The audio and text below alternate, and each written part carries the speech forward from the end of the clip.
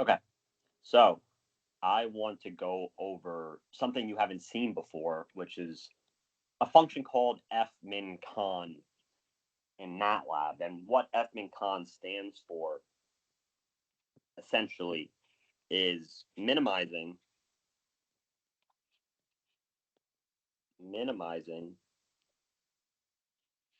a function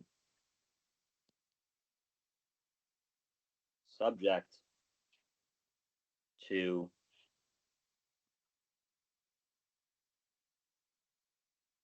constraints. So we see, based on the colors that I have, fmincon, that is what that is referring to. And this is a very common thing in engineering, where what you want to do is optimize something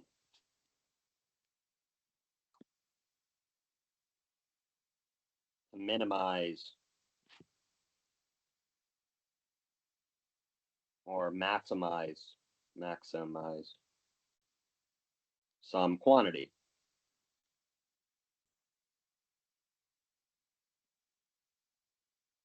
An example I have in our note set, I posted a note set that explains fmincon in words. This will be accompanying that. Is a problem from Calc 1, which I made a separate video for, but I'm going to do it again in this video.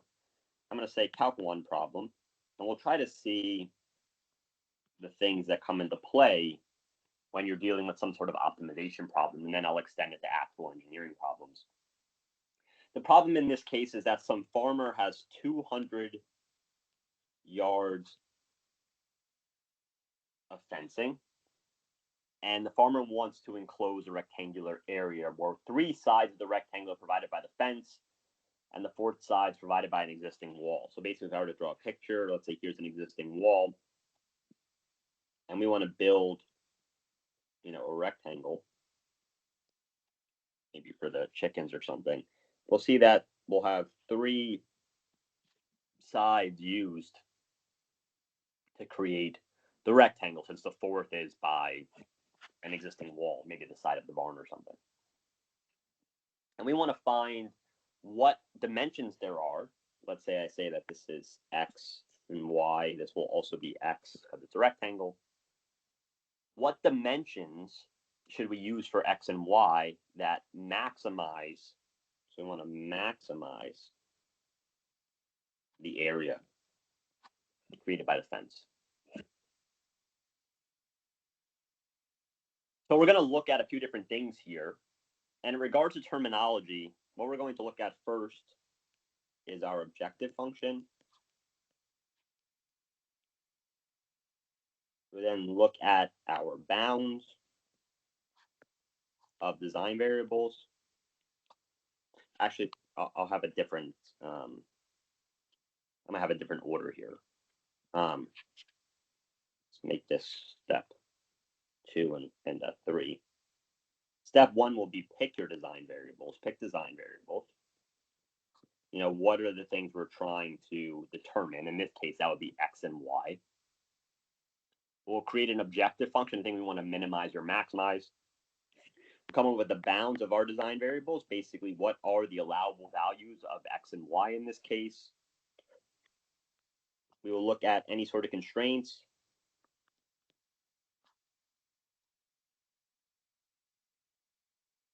And then we would solve at that point. So if we look at our steps, our first step is to pick the design variables. That would be x and y. These are the 2 variables in the problem. They may be equal, they may be different, but they're the things that create our area inside of our fence.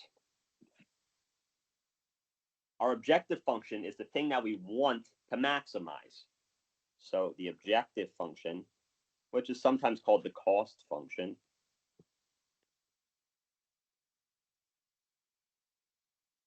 is what we want to optimize. So in this case, that's the area. Maybe I'll just say that's A, that's equal to x times y. In regard to the bounds of this, in regards to the specific X and Y values, we don't really have some sort of upper limit on them individually. We don't know what their values should be. Maybe X should be 200 and Y should be 0. We don't know. It's just a matter of setting up the specific values that X may not go below or go above. And in this case, if we're dealing with actual dimensions, we need the dimensions, the lengths of the fence to be positive. So our bounds in this specific case are that X has to be greater than 0 and Y has to be greater than 0. You can't have negative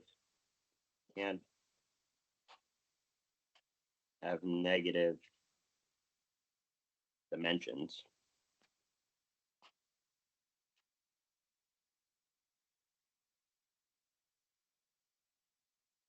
And then what we'll do is we will look at our constraints. So look,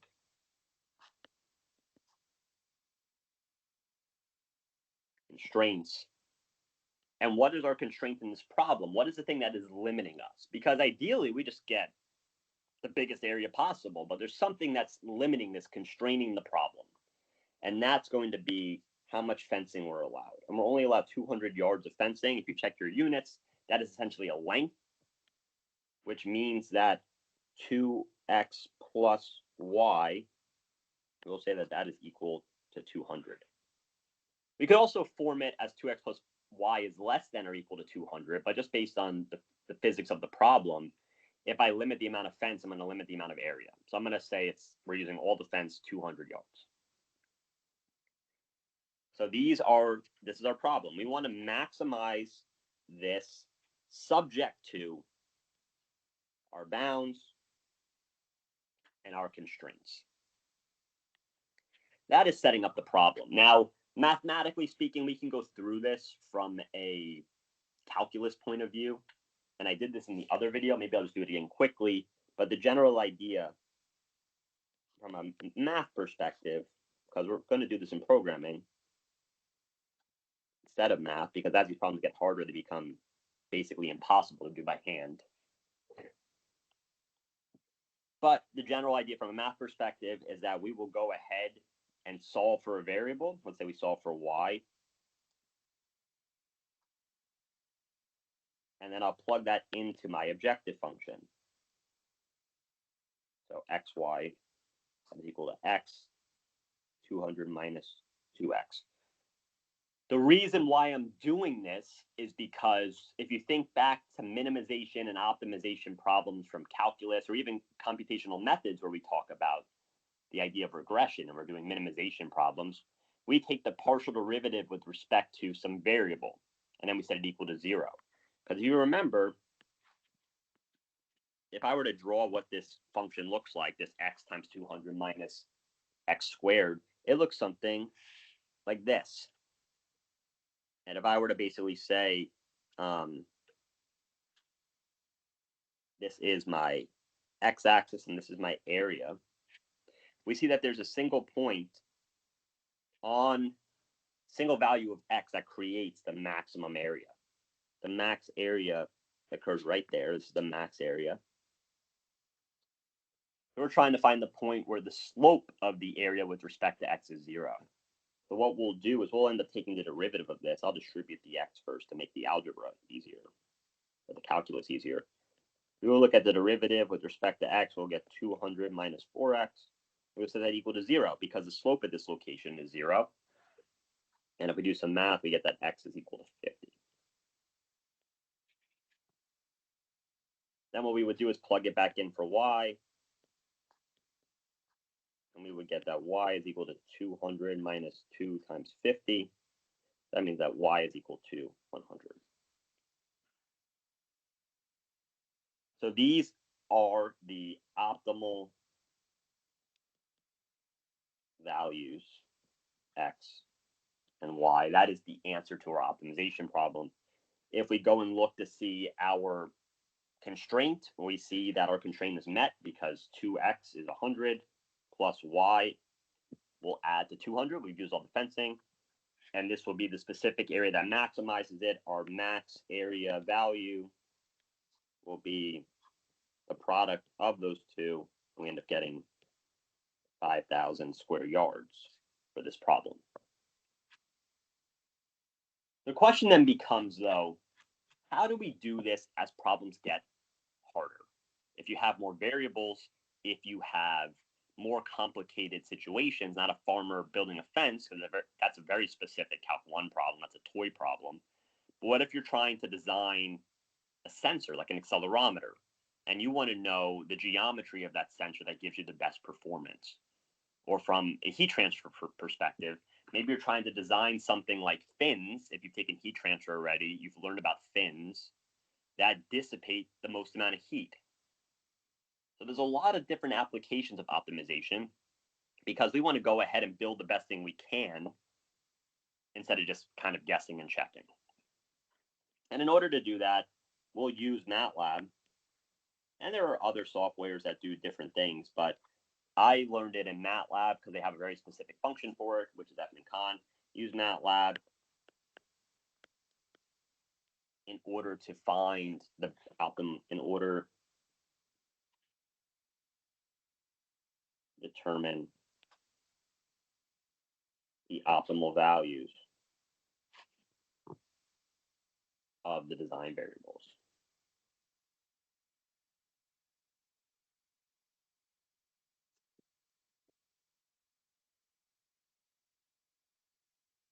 So that's what we're going to be focusing on now, is how do we code in MATLAB this type of thing? And it requires a lot of steps. There's a lot of things that go into this. I kind of wanted to show a quick image of what fmincon is doing to kind of just demonstrate. So I'm going to share my screen on my computer instead. So this is from the note set. You see I have a whole note set devoted to fmincon. I go through some examples of some calculus problems. We do an engineering example at the end, and I explain through, hopefully in enough detail, how fmincon works. But if you look at fmincon, the general idea is that we'll define our objective function, like we just talked about, our design variables and stuff. We'll go ahead and provide an initial guess for our design variables. If you look at our objective function, let's say in three-dimensional space, maybe this is showing us how the area of the fence changes depending on x and y, not just one variable x like I showed in the example I just wrote, but I might have this crazy curve or something where there is some minimum point or possibly some maximum point that we're interested in maximizing or minimizing some function.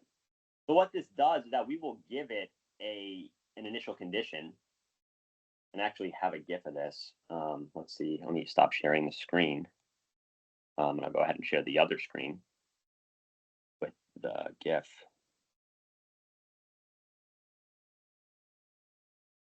Wherever it is.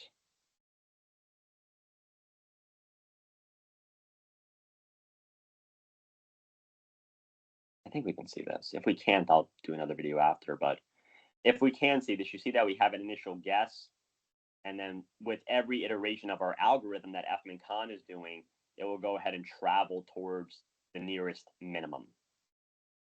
And that's kind of the idea behind what it's doing, is that it will go ahead and look, we'll give it some initial guess, because we don't know the answer, we'll just give it some guess. And then it will go ahead and find the point that yields the minimum value of the objective function, and it'll note what was the x value and the y value that caused that minimum to occur. And then it will tell us those answers, and we will now use them. Now, again, what it does when it's traversing this design space is it'll make sure that you're not breaking any of the bounds. So like in the other problem, I said that x and y both have to be positive. So in this example, which again has nothing to do with the area problem, this is just a picture I got from the internet. For this example specifically, we wouldn't be allowing x values that were negative. So this whole region to the left here will not be looked into. The optimization will essentially ignore it. Maybe it will try to go that way, then realize that it can't, so it'll avoid it. And additionally, it'll do the same thing with the constraints. So maybe we say the maximum amount of fence is 200. We will be able to determine on every iteration if we are breaking that rule or not. So this fmincon is going to do all that in MATLAB nicely. You'll give it some initial guess, you'll code it properly, and then it'll traverse down to the minimum, ideally. So that is what's happening there. That is the goal of this talk, is to explain what fmincon is doing and how we actually code it. I'm going to go ahead and share my screen again from my iPad.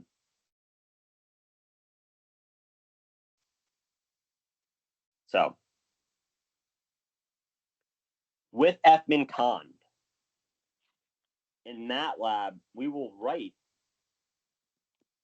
fmincon, that's the function name, and then we will provide 9 inputs. And you're probably thinking, what the hell? 9 inputs, that's a lot.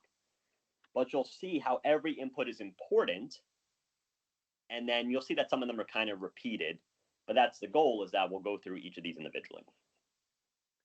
So I'm going to first talk about, there's 9 inputs, so 1, 2, 3, yeah, I'll do commas last. 1, 2, 3, 4, 5, 6, 7, 8, 9. Again, you don't need to write this like this. I'm just doing this for demonstration. So let's look at our first 2 inputs, input number 1 and inputs number 2. So if we want to optimize some objective function, we have to tell MATLAB what that objective function is. So input number 1 is the objective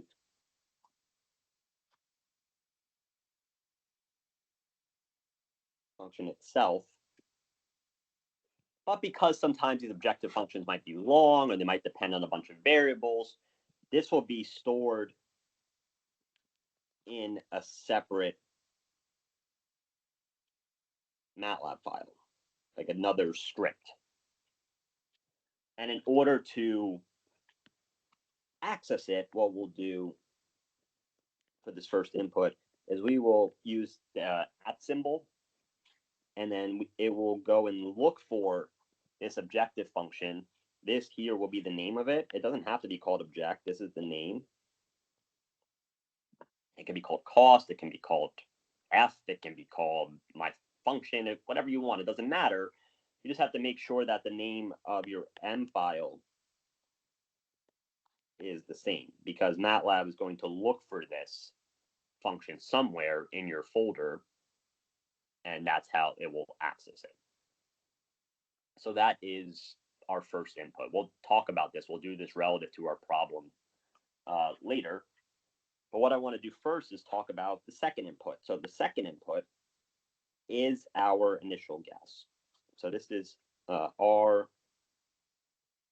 initial design variable guesses. So for example, in the farm problem, there's 2 design variables. There's X and there's Y.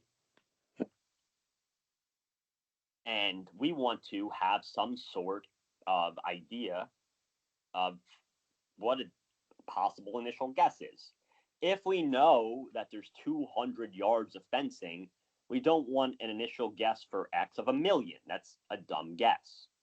But what we can do is just randomly choose something. And in the notes, I just said, let's just pick a random number and multiply it by 30. I just did that arbitrarily. I could have multiplied it by 50 or 100 or something. There are better ways of doing this, but just for our purposes, this is good enough, just to give us some initial guess. So this is our initial X value.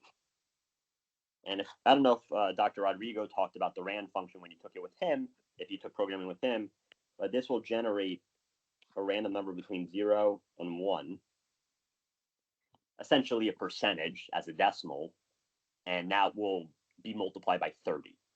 Just, again, the 30 is arbitrary. But if I get a random value of 1, my X initial value will be 30. If I get a random value of 0.25, my initial guess will be a quarter of 30, and so on.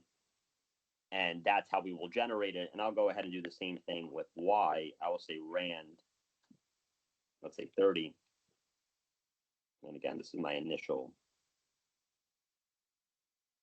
Y value. And what we'll do, the thing that's actually put into the function itself is some matrix of these values. So, or I'll say the second input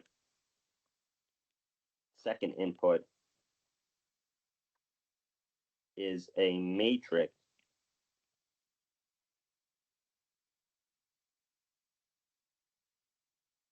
of initial guesses. And I don't know if you can do it outside of being a row. I've always done it as a row. So what I'll say is I'll say x naught, which is commonly what your initial guess is. I would just say that that's equal to x comma y. This is my matrix, which will be 1 by n, 1 row by n columns, where n is the number of your design variables. In this case, there's 2 design variables, so 1 by 2 of your initial guesses. So if I were to just copy this, we're going to continuously add to this.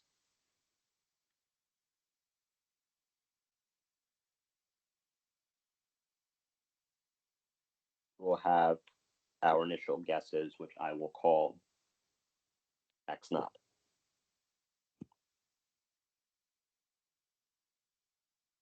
These are our first 2 inputs. We need to know what the function is that we're creating, and we're trying to max or minimize. We'll discuss if you're trying to maximize how you change things. And we'll also have our initial guesses as our second input. So let's discuss how to create the objective function, how to create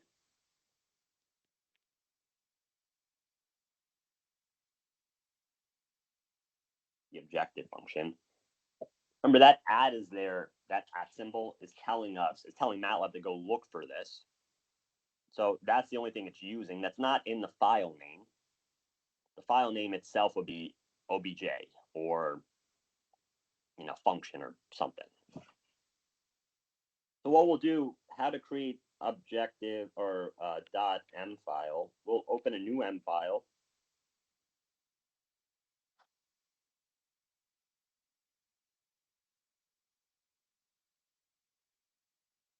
And what I'm going to do is write function output is equal to the name of our function, which is objective with whatever our inputs are. Maybe I'll just do this in a general sense first. Name input. This is our standard syntax for creating a function in MATLAB. If you took class with me or Rodrigo, we both talk about this idea of creating another M file that you can access, where the syntax is to write the word function. This is the actual syntax. You'll write the word function. You'll go ahead and write right next to it all of the outputs that you want back from accessing this function. We'll set that equal to the name of the function and all the inputs that are provided to the function. So in our case, let's go ahead and make this for the calculus example. For the calculus example, maybe I'll try to box these in so we can kind of come back to this later. So I'm going to box in the things that are very much specific to the Calc 1 example. So what we'll do is write function. And for our output, that's going to be whatever the area is, right? Because this objective function will take in x and y, and then it'll compute the area based on what x and y are. So we'll say function, the output, that is equal to the name of the function with our inputs, which I called x naught. If you scroll back up, you see that's what we called it, x naught. Maybe I'll go ahead and make this more colorful. Our objective function name, our inputs. Now, if we remember x naught here, this was a matrix. X naught was xy. So if we want to compute the area, we need to extract those design variables. So we need to extract the design variables from x naught. So maybe I'll say, if we come back up to how I created this matrix, we said it's x naught is equal to xy. So what we'll say is that x is equal to x naught of 1 and y is equal to x naught of 2. Or if you want to be very specific, we'll say row 1, column 1, row 1, column 2. You might like that better. And then what we'll do is we'll calculate our area. I call this A output. That's kind of arbitrary. That'll be x times y. Now, here's the important thing, is that if, or I'm not going to say if, because you will be using it. There's no other option. fmincon minimizes. Our calc problem is trying to maximize.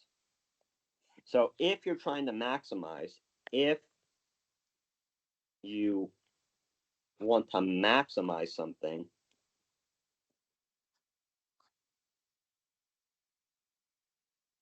make the objective function. I want you to take a second and think about, how can I make this maximization problem into a minimization problem? I still want to find the correct values of x and y that do this, but I want to minimize it. How can I get the biggest negative number, right? Because if I'm trying to minimize it, I want to make it as small as possible. So what we're going to do actually is we're going to include a negative sign here. But let's think about it. The exact values of this were 50 for x and 100 for y. And if I want to maximize that, I can't use fmincon, because fmincon is just going to automatically try to make those values as close to the smallest number possible. It would actually make it 0, because the minimums of x and y are 0.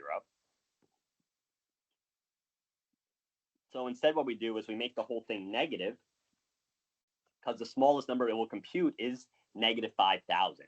And the x and y combination that does that are the variables we're looking for.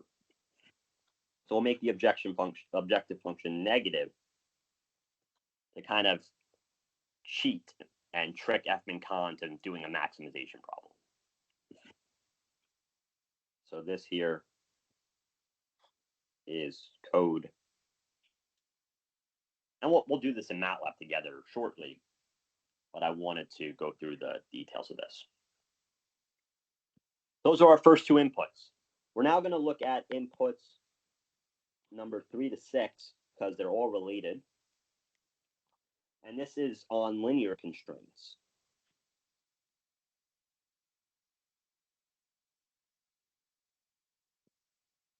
So a linear constraint is one where you're not multiplying design variables by each other. So no multiplication, or division or sine or cosine, division,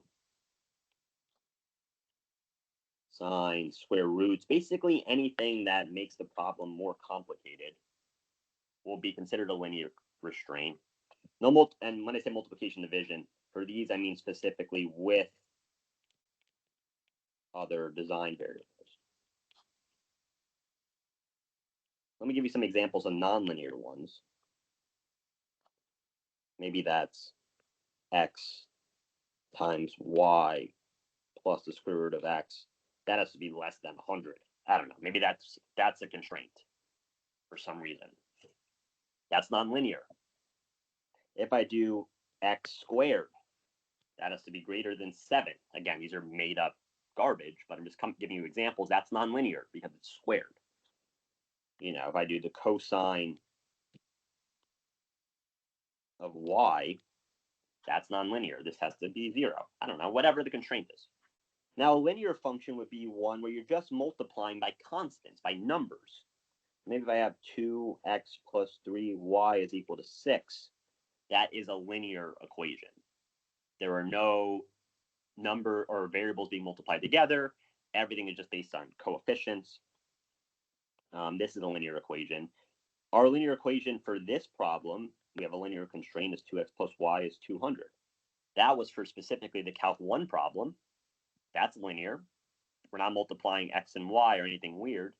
So this section will be devoted to specifically linear constraints. We will have a separate nonlinear constraint after. But that is what that means when we talk about linear constraints. And the way that we'll commonly write this is we'll do fmincon. We had our objective function. That was our first input. We had our x naught. Maybe I'll make those in black since we're kind of done with them. The next four are commonly called A's and B's. I'm going to write A, B, and then I'm going to have AEQ, BEQ. These are input 3 to 6. 3, 4, 5, 6. These guys here are satisfying the inequality AX is less than or equal to B. So that's a linear constraint. We'll talk about what A and X are and stuff in a second. While this, the EQ is implying equality, which means that you have AEQ X is equal to BEQ. So again, if I tell you that this combination, like 2x plus y has to be 200, that's an equality constraint. I'm telling you that 2x plus y has to be 200. That is a linear equality constraint. So how do we do this? And again, we'll have more stuff here after. So we want to write our constraints in terms of a matrix. So for example, example, which is not related to the farm, is let's say I give you 7x plus 4y. That has to be less than or equal to 100. Now this is a inequality constraint, not linear or not equality. It's inequality. So we're going to use this one. What we'll do is write it out in terms of matrices. So AX and B. And you have to know your matrices in order to do this. But what we'll have is 7, 4, those are the coefficients, by x and y, that is less than or equal to b, which is 100. Now, MATLAB knows this is what you want. You want this to be the design variables. It knows that order based on your initial guesses. The initial conditions determine, or the initial guesses determine the order of your design variables from here on out. If you were to remultiply this out, remember to do matrix multiplication. This is saying that if you take 7, multiply by x, you add 4 multiplied by y, and that has to be equal, or in this case, less than or equal to the number on the right.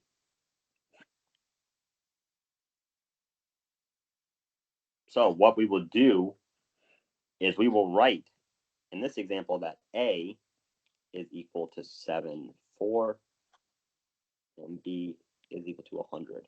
And again, this is specifically in code. These are your coefficients of your equation. This is the right-hand side.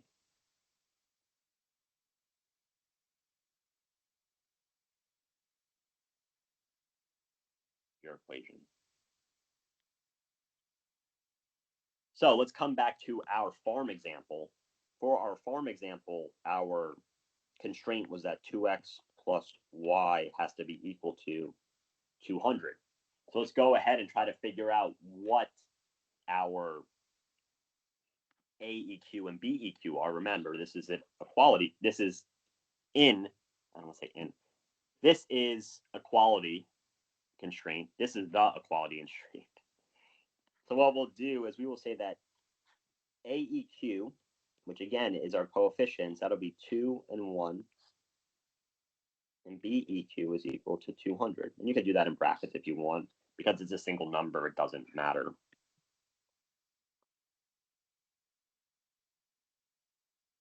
So this is what you would code into MATLAB. Now note there are no inequality or linear inequality constraints, linear inequality constraints.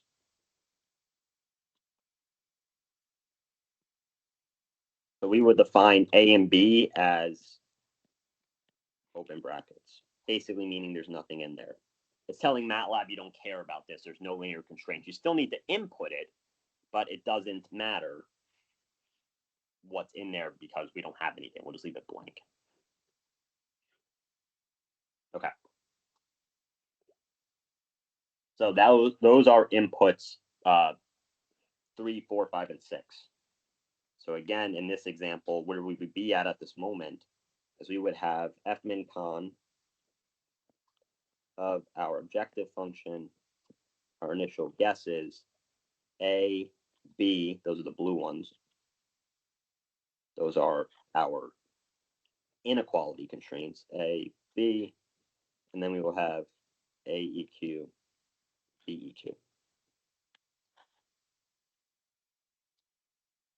Now we have to do inputs number 7 and 8. Inputs number 7 and number 8. These are the bounds of our variables.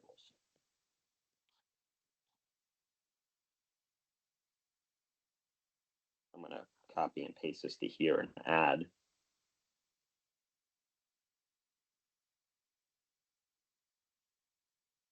And how you'll see this commonly written, let me change these back to black because we're done with those for now. A, B, AEQ, BEQ. We will now have lower bounds and upper bounds of our variables. Lower bounds and upper bounds, which we'll call LB and UB. And there's one more we'll do after. So this is lower bounds.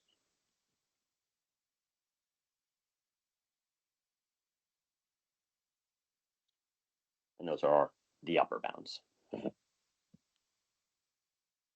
So in this problem, we will go ahead and look to see what our bounds are and write it as a matrix, where the matrix order for our bounds depends on the initial guesses. Again, this guy was originally, X and Y. Those are the initial guesses, X and Y. So let's think about our bounds for this problem. We said that X and Y have to be greater than 0. We'll say greater than or equal to. It's not a big deal. 0 is possible for X and Y. We know it's not going to be a valid physical option. But it's not, it is possible, I guess, to have no fencing. So we'll just keep that as our inclusion. So if we think about it, this is our lower bound. Our lower bound for both variables is 0. So the way that we would write that is lower bound is equal to 0, 0. Or again, based on the order of the initial conditions, we see here that the first lower bound is 0 for X, and the second one happens to be 0 also for Y. And then we did not have an upper bound for this problem. We were just going to let the optimization run. We didn't say that X has to be less than 40 or something. We didn't say anything like that. We did not have an upper bound. So what we'll do, just like we did before for our inequality constraints, to just leave them as an open bracket, since there's none for this example. So input number 9, which we don't have any for this problem, so we'll have to talk about it in a second later, is any sort of nonlinear constraints. And this is probably the hardest part of fmincon, is programming this correctly. But we'll discuss this shortly.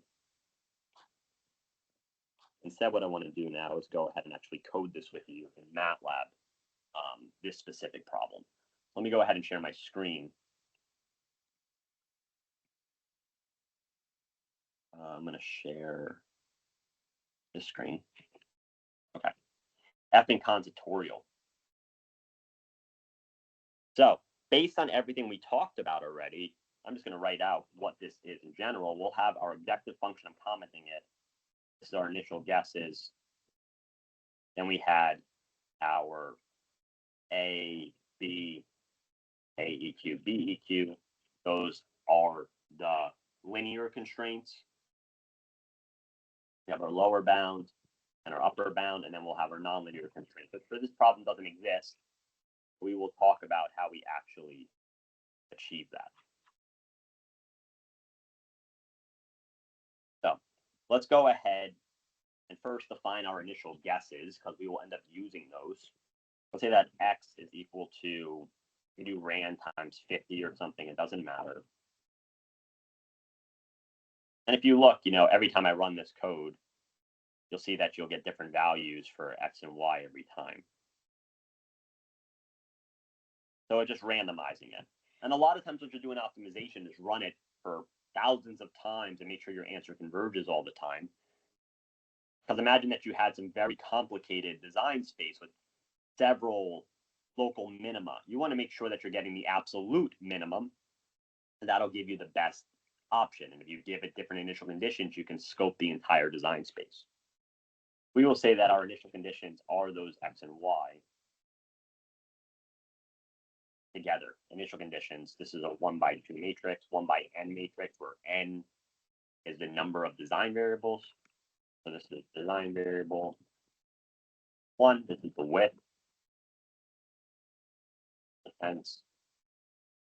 Design variable 2 is the length.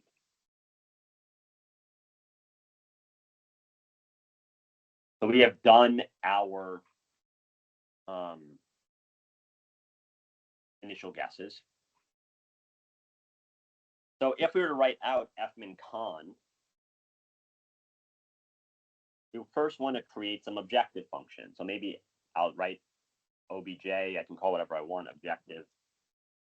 And this will go ahead and look in this folder here, wherever I am, and it will try to reference this. And it doesn't exist right now, so I have to create a new file. I can do new script and create a new file. Or I can right-click it and do open objective, and it'll say, this doesn't exist. Where is it? Well, sometimes it does. And you just say create it. Now we have this function with the same name that we want. It's objective. So when this @ symbol is used on this, it will go ahead and look in the folder you're in. You have to be in the same folders where your code is.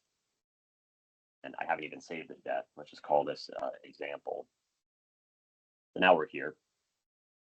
So this will be searched for in this folder. It will find it and then come over here and execute the value of the area based on initially your initial guesses. That's what it will do first. So again, if we come up here, add obj, initial guesses. So what we'll do is function. We will write our output and then the name of our function followed by the input.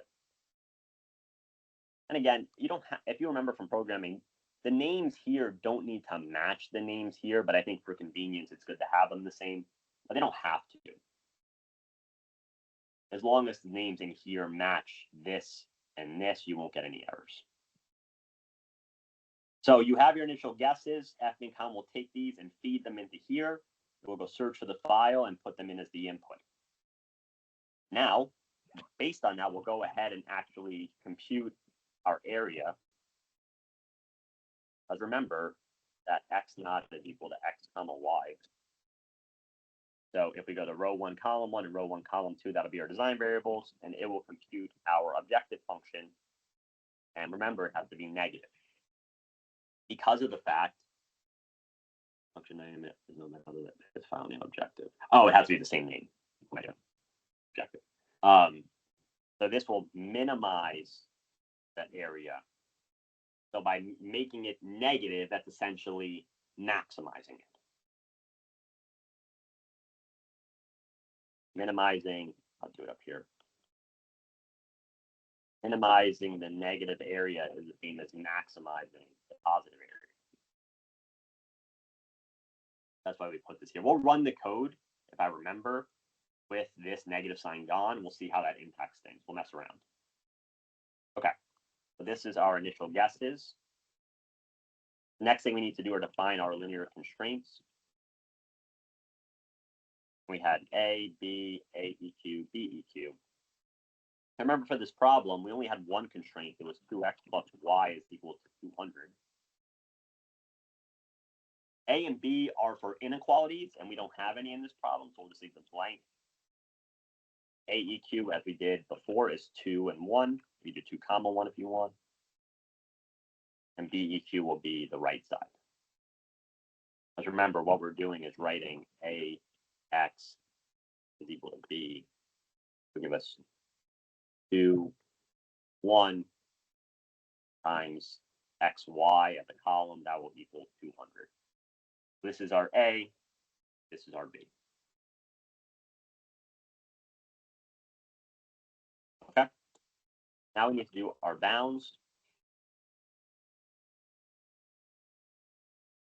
We know that our lower bounds for 0, 0, and these are the lower bounds. Type up here, these are inequality constraints. These are equality constraints. And our upper bounds, we didn't have any.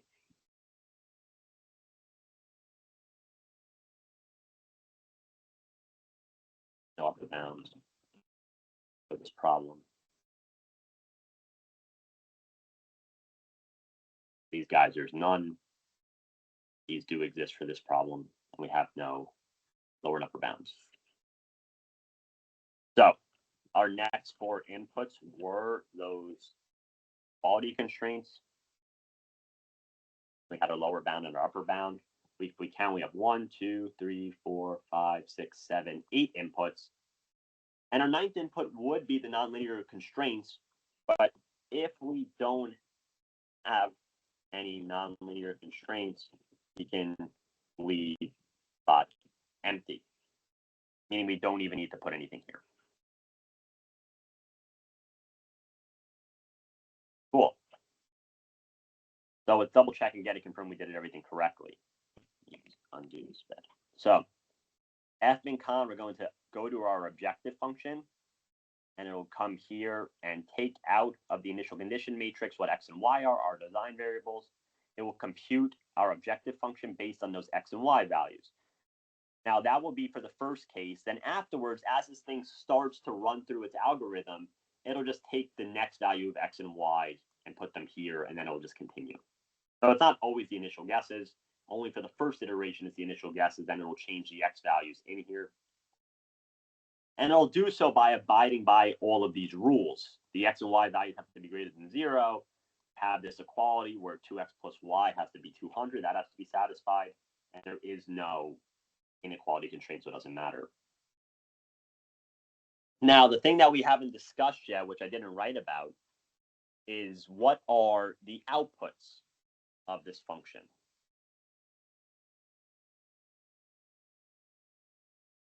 And no, there's actually way more than 9 possible inputs here.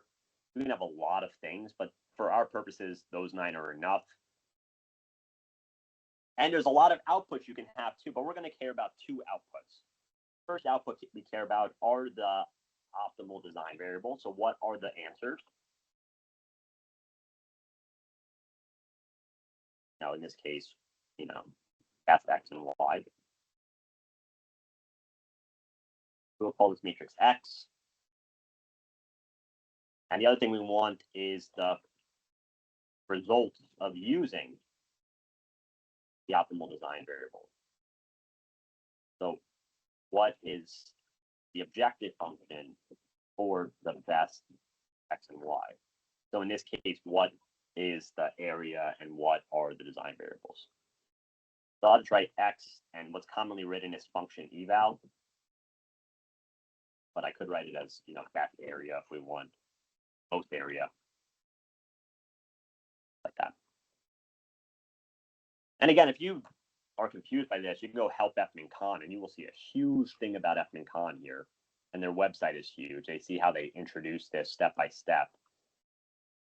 And then they get into this concept of options, and there's all these other things that you can do in regards to how it's working.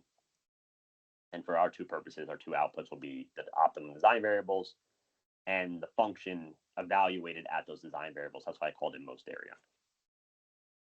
Let's run it. Let's see what we get. If we run this, taking some time, we end up getting 50 and 100 as our X and Y. That's what we just did mathematically. And it says that our most area is negative 5,000. Why is it negative? That's so weird. So remember that we're trying to minimize the area, and we made it over here negative. If I get rid of this negative sign, what do you think the values of X and Y are going to be to give us the smallest possible area? It's probably going to be where one of those variables is 0, because we want the area to be 0. So we run this. See, we have 100 for one of them and 0 for the other. So the constraint still needs to be used. This is 2x that still needs to be used. If I run it again, you can see every time I'm getting the same area. If I do x of 1, I'm not long. What's our answer? See, it's like it's kind of falling apart as things get really weird. So to ensure that we're making the best, we're maximizing something, we can include a negative sign here, and that will give us the variables that we need, at least somewhat. You know, it's not perfect. I mean, if you go and look at x of 1 to format long, you'll see that it's not exactly 50, because the algorithm is just searching in this crazy design space to find that answer. And that's how it'll do it. So I'm going to do one more example to explain the nonlinear constraints aspect of this. And I'm going to use the engineering example that I have in the note set. Let's stop sharing screen. Let me come back to my tablet. I apologize for the length of this video, but you know, I don't have time to do this in lecture, unfortunately. Let me pull up Teams. Share this again. Oh, there's my dog in the background. I just realized he was there the whole time.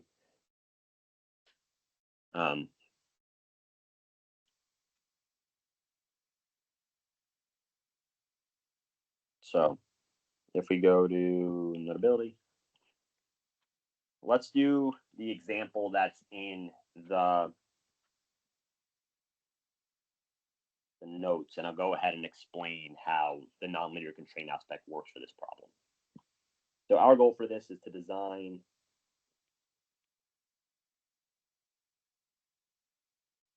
the diving board.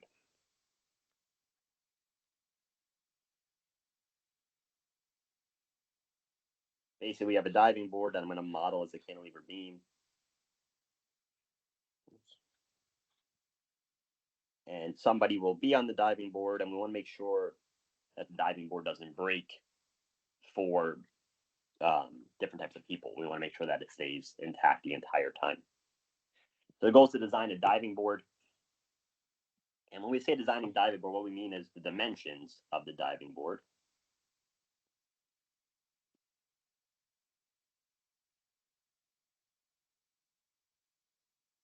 Let's see if I have more. Oh, here it is. Here's the information. So essentially what we're trying to do is design a diving board for minimal cost. So we want to minimize the cost of the diving board. So in fmincon, do I need to include a negative sign on our objective function, whatever that may be? No, because if we're trying to minimize, that's what we're trying to do. That's the exact function we will input. It'll attempt to minimize that function. If we're trying to maximize that function, that's when we have to do the negative sign thing. So cost is based on mass of the diving board. I say that the cost is $10 per kilogram. So we'll have to figure out an equation based on that after. I give you some bounds. I don't explicitly say they're bounds, but you'll see that once we write them down, it makes sense. We'll say that it has to have a length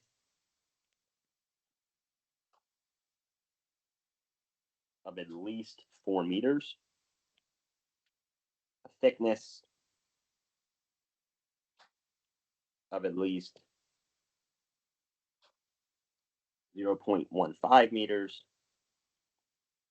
and a width, which I'm saying is into the page, is a width of at least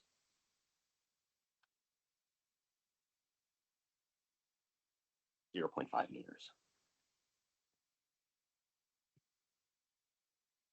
The diving board is made of material with the following property. They tell you the density is 500 kilograms per meters cubed, and the modulus of elasticity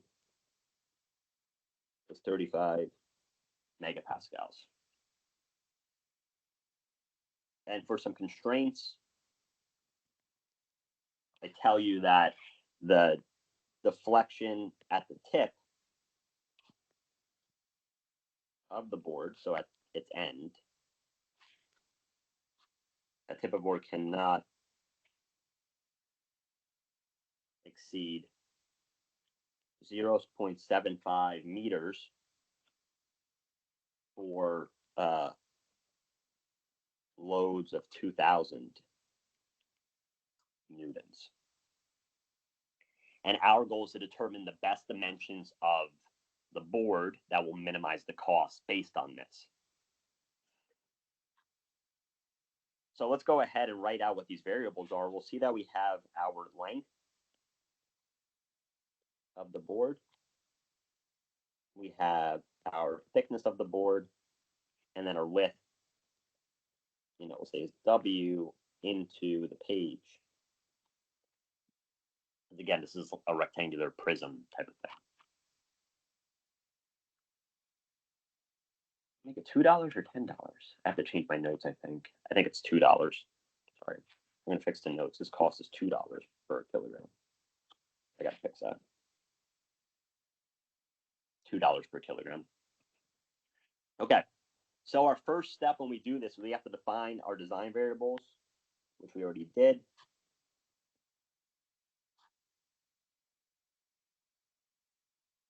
Let's say that we call those L, T, and W for the length, the thickness, and the width.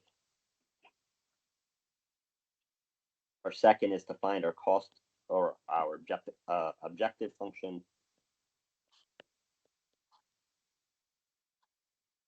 So we see that the cost is $2 per kilogram. I need to come up with some way to get kilograms out of that so I get total dollars.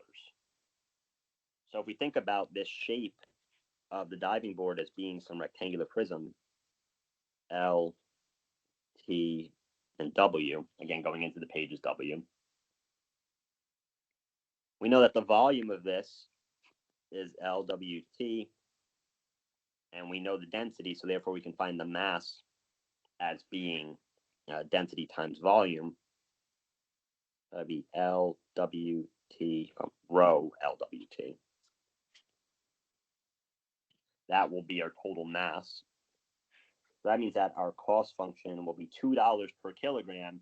We'll multiply by the number of kilograms, which will be the M value. This will be 2 rho LWT. We want to minimize this.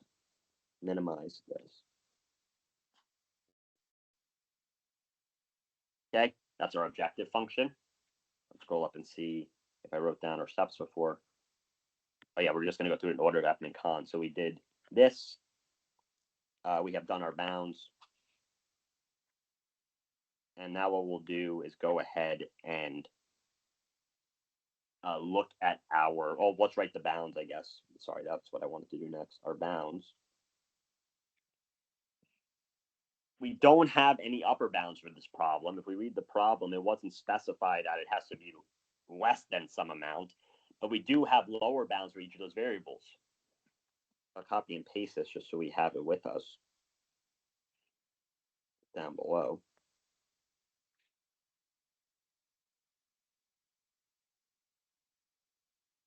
So what that means is our bounds would be that L has to be greater than or equal to 4. T has to be greater than or equal to 0.15. And W has to be greater than or equal to 0.5. And there's no upper bound.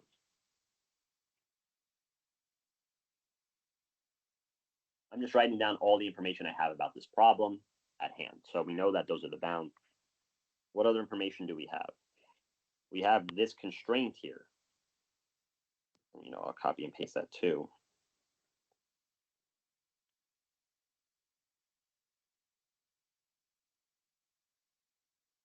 We'll look at our constraints. And we'll try to figure out how we would even use this one in general. So if we model it as a cantilever beam, and we've seen this in class when we did lumped element modeling, we see that the deflection at the tip of the beam, that is equal to FL cubed over 3EI, where I is the second moment of area. This would be 112 WT cubed. That's from Moss, from mechanics of solids. And statics, probably. And we can see that in this equation, we have the force, which we're going to say is 2,000, because we want to make sure that we meet this constraint, which is specifically for the case of 2,000 newtons. We have E, that's given. L is a design variable. I consists of design variables. And we also know that this is, that's the deflection. So basically what we're saying is that delta of L has to be less than or equal to 0.75. And again, we haven't talked about how to code this yet, but this is a nonlinear constraint, right? Because we're multiplying, well, the first thing you see that makes it nonlinear is that we're cubing some design variable, L cubed. As soon as you square or do anything with an exponent to a design variable, it's automatically nonlinear. We also see that in our I, and that's in the denominator here. So we have all these variables that are impacting this constraint in a nonlinear way. So this is a nonlinear constraint. We will talk about how to do that shortly. So now what we want to do is use our code. So fmincon, let's say I have at cost. That's the first thing we'll have to do is create our objective function. Or rather, let's just go in order. Let's just go the way that I would code it. We need all those inputs satisfied. So the first thing we'll do is our initial guesses.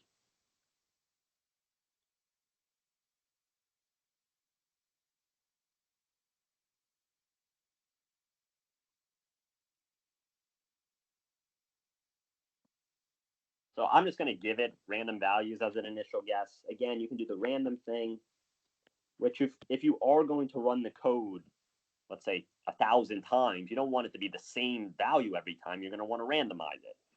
But for now, I'm just going to pick some random values to start. Say these are the initial guesses. And I'm going to create a matrix of those initial guesses. And the order here, we have to remember the order here because that'll dictate a lot about how we code things. Remember the order. So I have length first, then thickness, then width. Okay, let's look at our linear constraint. We don't have any for this problem. We only have a nonlinear constraint. So A is equal to this. B is empty set. AEQ does not have any values. And BEQ does not have any values. There's none for this problem specifically.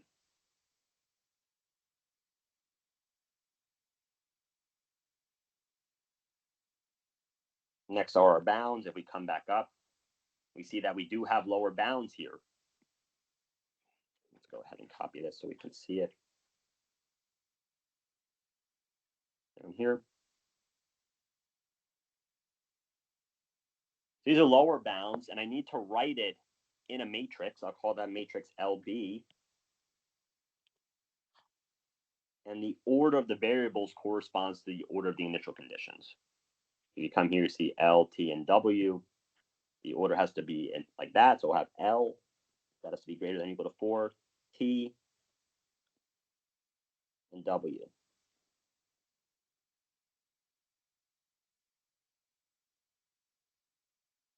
And our upper bound, we do not have any. We didn't specify in this problem what our upper bound is. We did not have that. Okay.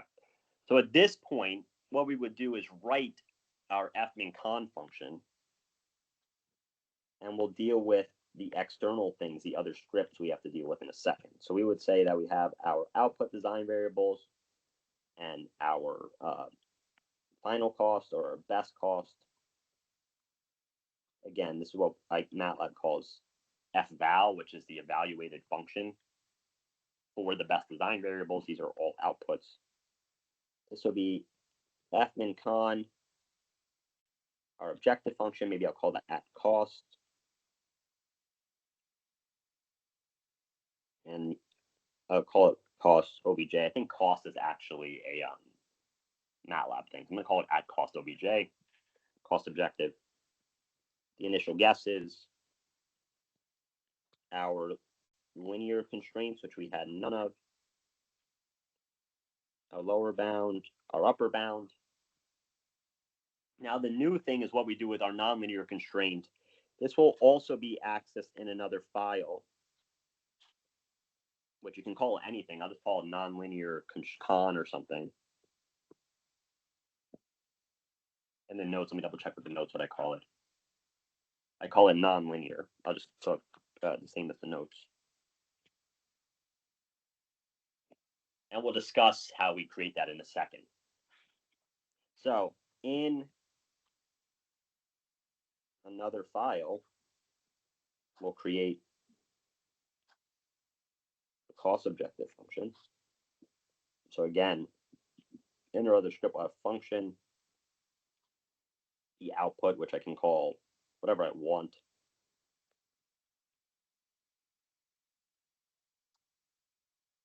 That'll be equal to the function name with our initial guesses. Let's scroll up and look at what our objective function was. See, our objective function was based on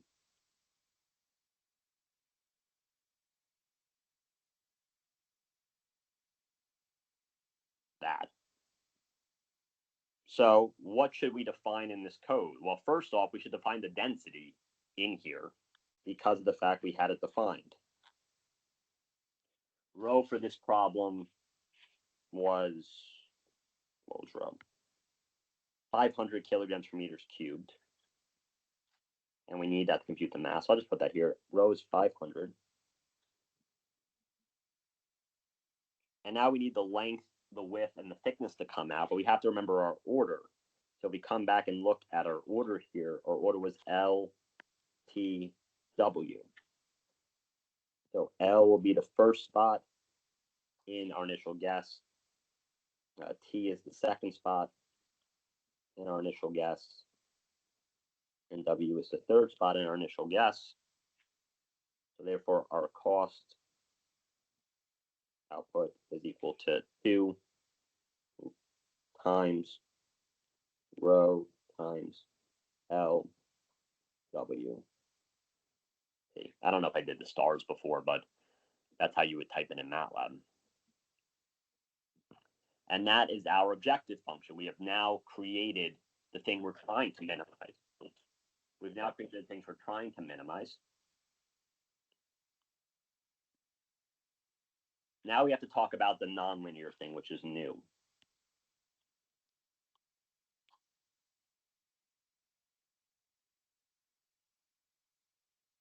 If you come up, you can see that I use another @ symbol, which means I'm going to create another file. So we'll create another .m file for our nonlinear constraints. And this one's going to have a little bit of a different feel compared to the cost objective function. So I'm going to write function Now, what I recommend for your outputs all the time for a nonlinear constraint problem is that you can write in brackets C and CEQ. We'll discuss what this means in a second, but those will be the outputs that fmincon is checking for. It's looking to see what the values of this C and CEQ are. And then our right side is the same. We have our function name with our input, which is the initial guess. So about these C values, if C, well, let me double check. I want to make sure I word this properly because it gets confusing when you say it out loud. It's going to check fmincon check if C and CEQ are negative. And right now you're probably thinking, what is Professor Brett talking about? This seems really weird, and it is weird, but I think it'll make sense once we go through it a bit. So first off, C is a nonlinear inequality constraint. That is like A and B, it's inequalities. And then we have CEQ, which is our equality, our nonlinear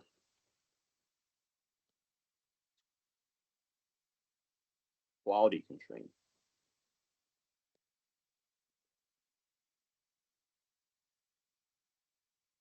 And the way we write this is that we will write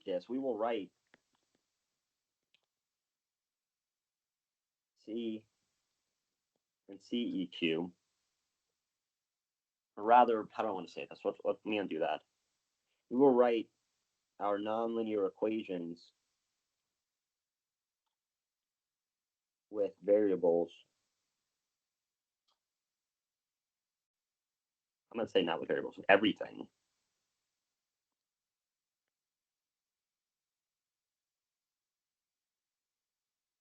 On one side of the equal sign.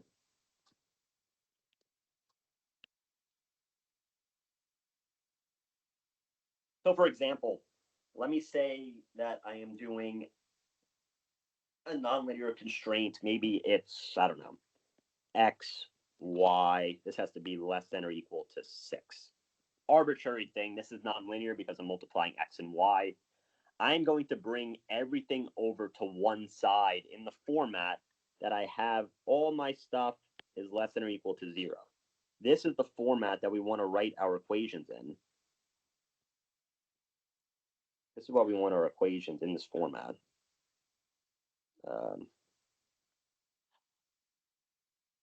So something less than or equal to 0. So in this case, I would have x, y minus 6 is less than or equal to 0. That is how we're going to write our equations. And depending on if it's an equality or inequality constraint, this thing here is what we will define as C or CEQ. In this specific example, will this be C or CEQ? Well, because of this, that means it has to be C. It's not CEQ for this example. But in general, that is how we're going to be doing this, is that we'll create these C values and CEQ values based on our equation being less than or equal to 0, which is why up here, if you check, I said it checks if it's negative, because if it's negative, xy minus 6 is less than or equal to 0, that means that we abided by the constraints, right? If, let's say, x times y is 4, 2 times 2 or something, that's what x and y ends up being, whatever. That satisfies this. If you do 4 minus 6 is less than or equal to 0, this is negative. And that's satisfied because what fmincon is going to do is check if that number is negative or not. So if we come back up to our nonlinear constraint here, we wrote that delta L has to be less than or equal to 0.75. Let's grab all this stuff.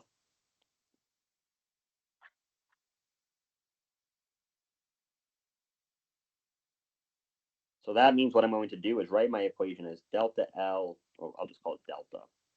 Now I'll write it out as this for now. Delta L minus 0.75, that has to be less than or equal to 0. this thing will be our C variable inside of our different M file for the nonlinear constraint. So let's see if we can write that. I'm going to take our function name, which I already wrote up here, which again has C and CEQ as the outputs. That's what it's going to be checking for if they're negative. That's how this works. I want to make it an image. Paste. Thank you. So let's go ahead and look at our objective function here, or our nonlinear function. This is what we want. So let's think about the variables that we need. Inside of X naught are L, T, and W, right? That was the order we did. This is L, T, and W. So we need to find the other variables that make this equation work, and that's the force, which if we look back up, that was 2,000, and our modulus of elasticity was 35 megapascals, I think, is the number I came up with. 35 megapascals. Wait, that was rho. 2,000 newtons, yeah, 2,000 newtons. E is 35 megapascals. I'll write that in pascals. This is pascals. This is newtons. And what I'll do next is I have to extract our design variables, you know, L, W, and T. We'll say that L is X naught of 1, T is X naught of 2, and W is X naught of 3.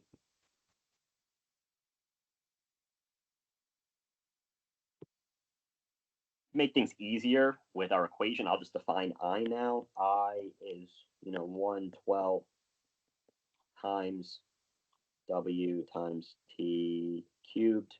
We'll code this amount together. I'm not writing perfectly in syntax because, you need the arrow, the caret, and you need to write this across and stuff. I'm just writing it now for conceptual sake. And that being said, I'm just going to get rid of the multiplication. So our delta, which is our deflection, that's going to be FL cubed divided by 3EI. And then what we need to do is define C, which we just said is delta minus 0.75. And again, the goal is that this is negative. Goal is this is negative. If it's negative, that means the constraint is being abided by. So CEQ, in this case, because there is no equality constraint, what do you think we do for that? Based on everything we've done so far. We'll keep that as an empty bracket. And that's how this works. So let me go ahead and show you in code. I'll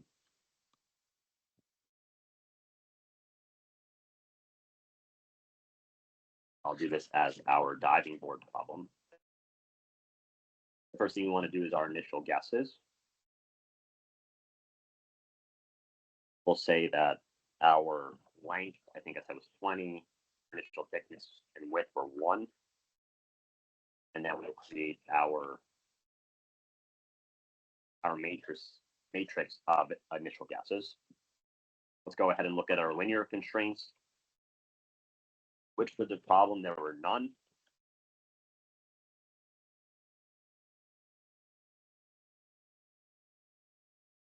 We'll go ahead and do our bounds. Say that our lower bounds, those were 4 something and something, 4, 0.15 and 0.5. And then our upper bound didn't exist. We didn't specify an upper bound. Now let's go ahead and actually run fmincon. Left X. We'll say the best cost or whatever I called it. I don't remember. That'll be fmincon at our cost objective, which doesn't exist yet. X naught AE, AEQ, EEQ, a lower bound, upper bound, and then at nonlinear, which also doesn't exist yet. So again, these things you'll define in your main code. You see, I just did that here. Then these two we have to define ourselves. So I'll go ahead and open this new function, cost objective. Any sort of side function you have to write as function. The output, which let's just say is our cost. What did I call it in the code? I call it cost. Equal to cost objective of x naught. Density is 500. We talked about how for the cost, we're going to have our cost is 2 times rho times L times WT. And we have to go ahead and say L is equal to x naught of 1. Remember, this is based on the order of this. Remember that x naught was L T W. So that T is going to be x naught of row 1, column 2, and W x naught of row 1, column 3. We see that all of our variables are here, and now we're computing the cost for any LT and W that are brought in. So again, fmincon will search this design space, add a specific LTW, it'll plug it in and evaluate the cost. Then it'll go to another area and say, oh, that cost is lower. That's good. I want to go in that direction. It'll just keep moving in the correct direction. That's our objective function. Now we need to do the nonlinear code, which is also a function, except now our outputs again are their C and CEQ in that order, function name, and then the initial inputs. Okay, so let's just take our variables out again.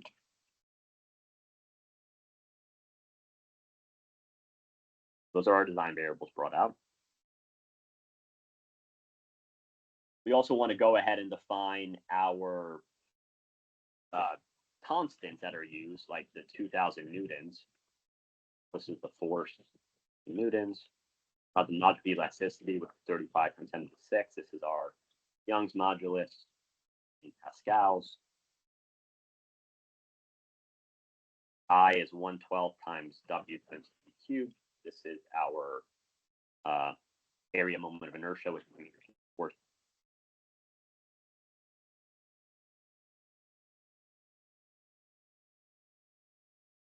I'll compute my delta based on our equations.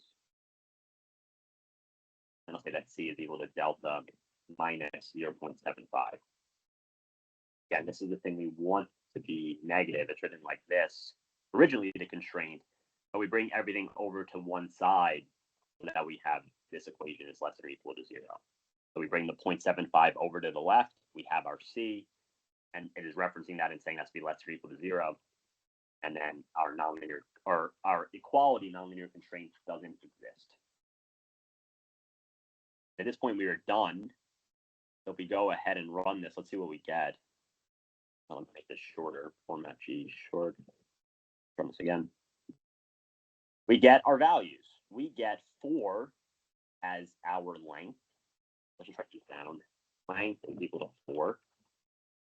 Our thickness is equal to 0.33915. And our width, 0.5. Let's try running this again with different initial guesses. Let's just see what happens if I change these a bit. And again, this is where you would randomize. You run it again. Run it again. You get the same exact values, which is good. So if I just make this, let's say make 50 times rand, 10 times rand, times rand or something will run. Yeah, I'm just keeping running it. And the same answers are coming up every time. Those are the answers that we want. These are our best design values, and this is the best cost based on everything we were given. So let's think about this for a second. I'm going to come back to the whiteboard and we can discuss kind of the implications of this. Because it's good for us to have an idea if our answers make sense. And that's something that you'll talk about in your report with some of your results. What did you get? Why does it make sense? So let's go ahead back to notability. Let's note our diving board. We got an L of 4,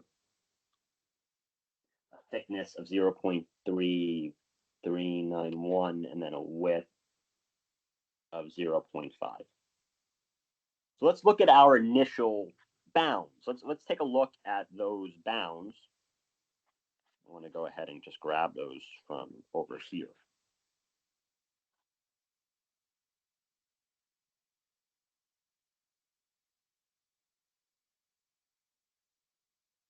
So if you look, our length is at the lower bound. It's 4. That was the minimum it can go. That's what we allowed it to do. And same thing with the width. It's at its lower bound. But the thickness is not. The thickness is greater. Let's try to figure out why. So if we have delta, which again is this force L cubed over 3E, and then I was 112 WT cubed. And we also know that our cost was 2 rho WLT. Okay. So first off, let's think about L. If we made L bigger, what does that lead to? And remember, this has to be less than 0.75, this deflection. And our cost we want to be minimized. Well, if you increase L, you increase delta. So that's going to break the constraint. And if you increase L, you increase the cost. That's going to break the constraint. That's a problem. So it's definitely not going to go above 4, because otherwise that would be going backwards on what it's trying to do. It wants to meet the nonlinear constraint with low deflection, and it wants to minimize the cost. So big L doesn't make sense.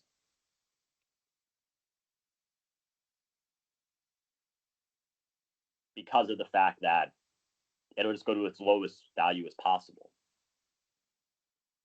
Let's think about W.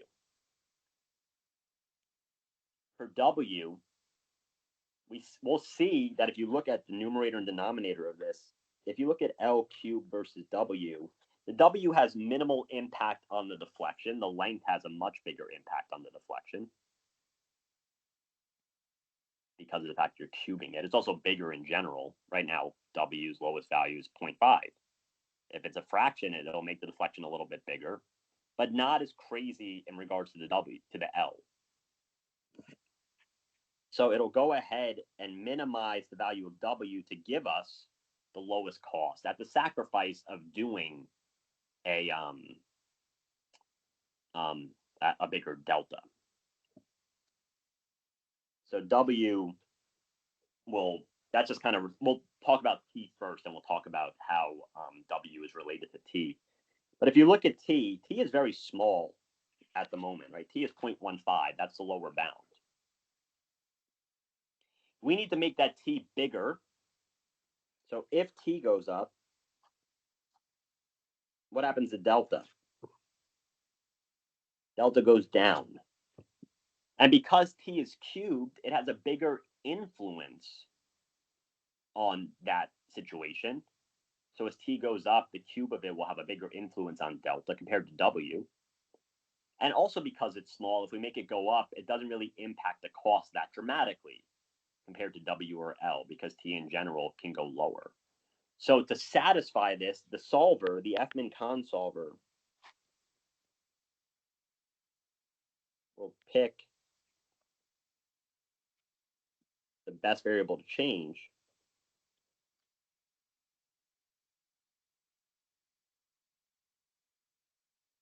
to accommodate the constraint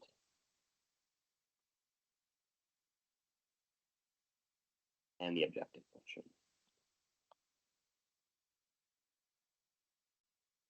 Which is what it does. You know, if we were given this problem just as a start, we might say, oh, let's just pick some random values. You know, it'll cost us $1,000. Let's just do it. But by doing something like this, it gives you a starting point for finding the best value possible to give you the best results. In this case, ensures we don't deflect too much and also minimizes our costs. And that's how fmincon works.